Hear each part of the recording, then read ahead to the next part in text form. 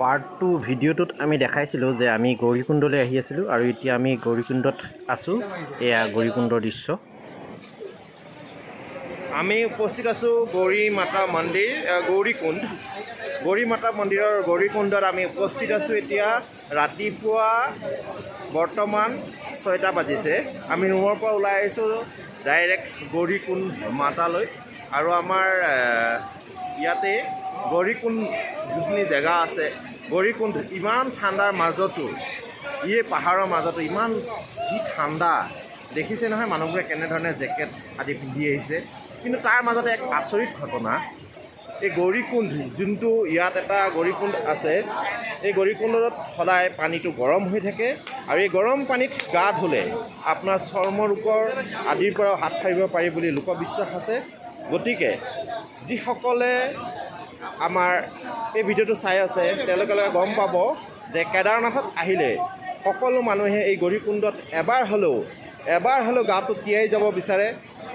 ইয়াৰ এক আচল ৰহস্য, কি ৰহস্য আছে নাজানো। ইফালে আপোনাৰ মহিলাৰ বাবে সংৰক্ষিত এনেধৰণে দি দিছে, মহিলাসকলে তাত গা ধুইছে আৰু পুৰুষসকলৰ বাবে ইয়াত দিছে। কিন্তু ইয়াত কোনো ধৰণৰ চাবোন বা চেম্পু আদি ইউজ কৰিব নোৱাৰিব। ইয়াত প্ৰশাসনৰ কঠোৰ নিৰ্দেশনা। আমাৰ লগতে অহা ভাৰত দায়ে ইতিমধ্যে গা ধুবৰ কাৰণে নামি গৈছে। আমি সকলোকে ইয়াত এবাৰ গা ধুম। গা ধুই আজি ইয়াৰ পৰা আকৌ আমি কেদাৰনাথলৈ যাত্ৰা কৰিম। ধন্যবাদ। বাবাজীকে মজা বহুত ধুনীয়া লাগিছে দেই। জাষ্ট গা ধুম এতিয়া।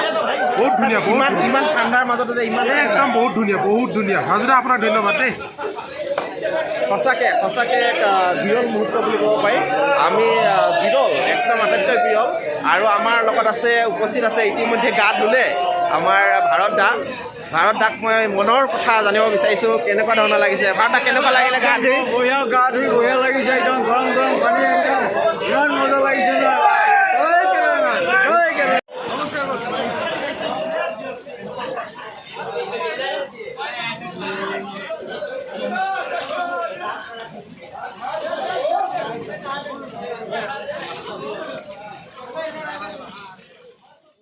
আৰু এয়া আমাৰ পুলকনাথ, লক্ষ্মণ, এয়া আছে আমাৰ ভাইটি।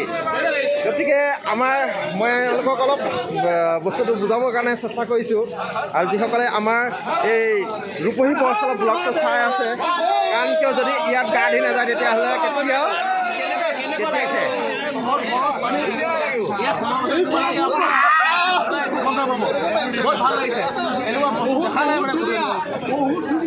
আচল কথা, ইয়াতে গা ধুলে চৰ্ম ৰোগৰ পৰা পৰিত্ৰাণ পাব পাৰি। গতিকে আমি এইখিনি আপোনালোকক শ্বেয়াৰ কৰিলোঁ। সদায় কেদাৰনাথলৈ আহিলে, যদি কেদাৰনাথ আহে তেতিয়াহ'লে এই ধুনীয়া গৰম পানীত গাটো ধুই এবাৰ পেডল ধামত এতিয়া আমি খোজকাঢ়ি এনেধৰণে যাত্ৰা আমি আৰম্ভ কৰিছোঁ। আৰু আপোনালোকক আমি অকণমান দেখাবৰ কাৰণে চেষ্টা কৰিছোঁ। যিসকলে আহিছে দেখিছে ৰাস্তা কিমান কঠিন হ'লেও পৰ্যটকে মানুহসমূহ আহি আছে। ইয়াতে লাঠি লৈ পেলাই, লাঠিডাল মেইন, যদি লাঠি নলয় খোজকঢ়াটো বহুত কঠিন হ'ব। গতিকে পিছলৈ অহাসকলক আমি জনাইছোঁ।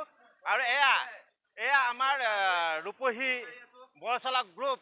এয়া দেখিছেনে গ্ৰুপ, ৰূপহী বৰচলা গ্ৰুপ। সকলোৱে হাই বুলি কৈ দিয়ক, জয় বাবা কেদাৰ।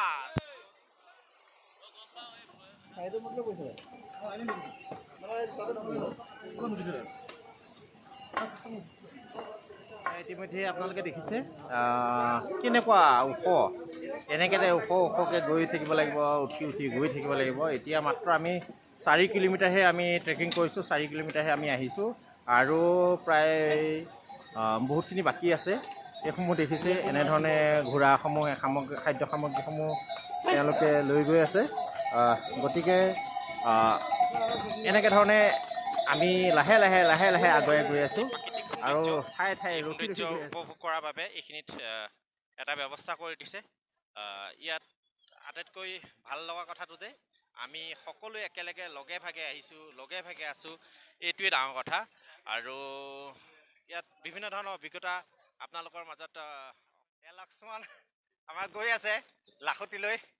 এয়া ভাৰত দা এটা বিৰল মুহূৰ্তৰ সাক্ষী হ'ব পাৰে ভগৱান শিৱ বাবাক ধন্যবাদ জনাইছোঁ কেদাৰনাথত ধন্যবাদ জনাইছোঁ যে বাবাই অহাৰ কাৰণে এইখিনি সুবিধা মোক প্ৰদান কৰিলে সঁচাকৈ এইসমূহ দেখিছে ঘোঁৰা আৰু এয়া দেখিছে পিঠিত উঠাই লৈ যাবলৈ ৰৈ আছে গতিকে পিছলৈ অহা যাত্ৰীসকলক মই এটাই অনুৰোধ কৰিছোঁ যে বেছি হৰবৰ কৰি খুব সোনকালে পাম বুলি ঘনাই বেগাই খোজ নিদিব লাহে লাহে গৈ থাকক তেতিয়াহ'লে ধুনীয়াকৈ গৈ থাকিব পাৰিব আৰু এনেকুৱা প্ৰাকৃতিক দৃশ্যসমূহ আপোনালোকে উপভোগ কৰি যাব পাৰিব উফ জয় বাবা কেদাৰ বহুত ধৰণৰ মানুহ আহি আছে এইসকল যিসকলে আহি আছে বাবা কেদাৰে যিসকলক আনিছে সেইসকলক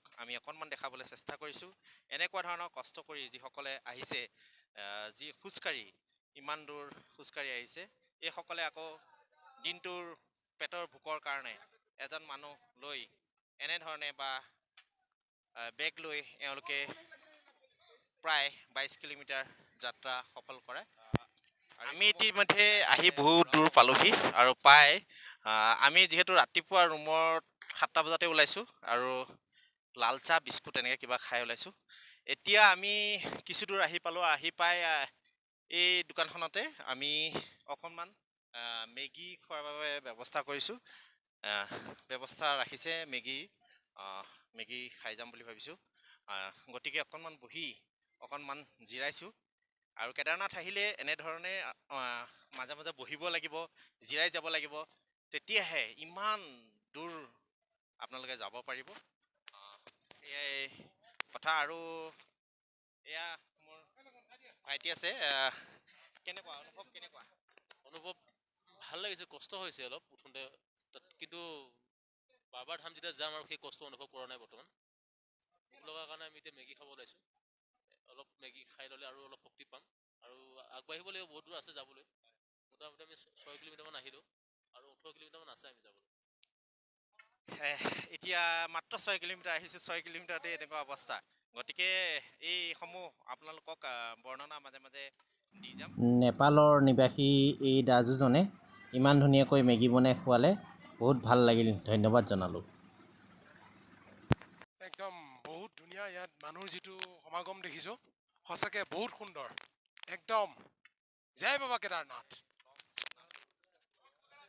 হয় মোৰ একদম খুব ধুনীয়া সঁচাকৈ আহিব লাগে বাবা দৰ্শন কৰিবলৈ চব আহিব লাগে আৰু জীৱনতো টকা পইচা ঘটি চব কিবা কিবি কৰি আছে আৰু সঁচাকৈ কেদাৰনাথ আহিবলৈ চবতছে বেছি দৰকাৰী হৈছে কেইজনমান ভাল বন্ধু যিখিনি মই পাইছোঁ আৰু আপোনালোকৰো আছে খালি আপোনালোকে বিচাৰি লওক তেনেকুৱা বন্ধুৰ লগত কেদাৰনাথ আহক সঁচাকৈ যাত্ৰা বহুত ভাল লাগিব জয় বাবা কেদাৰনাথ মোৰ এজন আঁতৰি আছে আঁতৰি কওক নাই বহুত ভাল লাগিছে আহি পেলাই বহুত দিনৰ আশা আছিলে কেদাৰনাথ আহিম বহুত প্ৰকাশ কৰিছোঁ আৰু যদি কাৰোবাৰ ইচ্ছা আছে এনেকৈ লগ বন্ধুলৈ আহিব কিছু দেখাবৰ কাৰণে চেষ্টা কৰিছোঁ এয়া দেখিছে এইটো দি উঠি আকৌ এনেকৈ উঠি এই এনেকৈ গৈ থাকিব লাগিব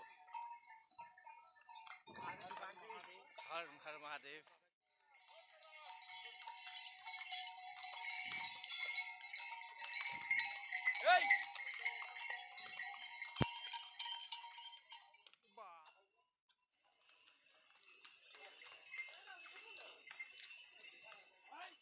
গৌৰীকুণ্ডলৈ কিমান আছে এইবোৰ ইয়াত লেখা আছিলে কিন্তু ৰং দি মুচি দিছে কিয় মুচি দিছে যাতে কেদাৰনাথলৈ আৰু বহুত কিলোমিটাৰ বাকী আছে বুলি ঘোঁৰা লওক বা বেলেগৰ পিঠিত উঠি আহক এনেধৰণৰ কিছু দুষ্কাৰ্য কৰাৰ বাবে কিছু ব্যক্তিয়ে এনেধৰণে মুচি থৈ দিয়া আমাৰ দেখা গৈছে কিন্তু আপোনালোকে ভয় নাখাব ভগৱানৰ শক্তি থাকিলে সদায় আগুৱাই যাব জয় বাবা কেদাৰ কিছু মানুহ এনেকৈও পালকিত উঠি কেদাৰনাথ দৰ্শন কৰিবলৈ যায় এনেকৈও গৈ থকা দেখা গৈছে আৰু আমি ধুনীয়াকৈ তাৰ মাজে মাজে খোজকাঢ়ি গৈ আছোঁ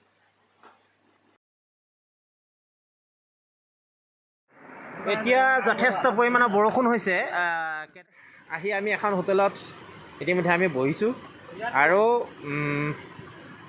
এতিয়া বৰষুণ দি আছে, অকণমান বৰষুণ কমিলে আকৌ আমি যাত্ৰা আৰম্ভ কৰিম। এতিয়াও আমাৰ প্ৰায় 8 কিলোমিটাৰ এতিয়াও বাকী আছে, 8.5 কিলোমিটাৰ বাকী আছে আৰু 6 কিলোমিটাৰ পূৰা ওখ।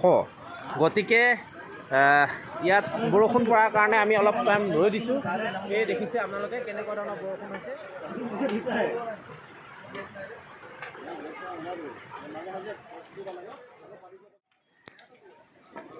কি ধুনীয়া দৃশ্য, বৰষুণ আহিছে যদিও এয়া দেখিছেনে, পাহাৰৰ মাজত ডাৱৰৰ মাজত থকা যেন লাগিছে। এনেধৰণে ৰাস্তা ইমান ভাল নহয় যদিও বাবা কেদাৰ দৰ্শন কৰিহে উভতিম। গতিকে আমাৰ লক্ষ্যস্থান বাবা কেদাৰ। মাজে মাজে আপোনালোকক এনেবোৰ দৃশ্য দেখাই যাম। ভীষণ বৰষুণ দিছে, তাৰ মাজতে এয়া দেখিছে আমাৰ লগৰবোৰ আহিছে।